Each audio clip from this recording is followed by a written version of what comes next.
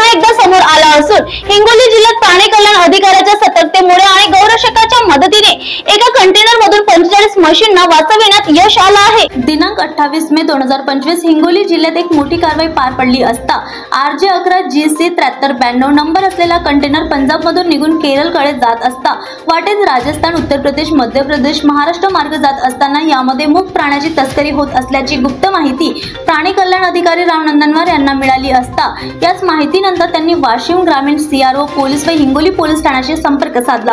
हिंगोली जिल्ह्यात बासंबा पोलीस ठाण्याच्या हद्दीत दुपारी 1 वाजता गौरक्षकांच्या मदतीने कंटेनर थांबविण्यात आला असून त्यात 45 जिवंत आणि 5 मृत म्हशींना निर्दयतेने भरून कत्तलखान्याकडे नेत असल्याचं स्पष्ट झालं।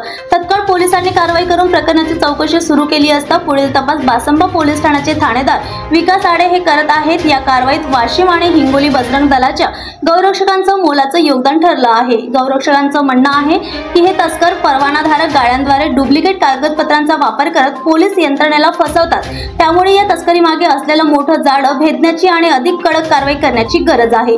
पोलीस टाइम न्यूज साठी राम नंदनवार यांची रिपोर्ट।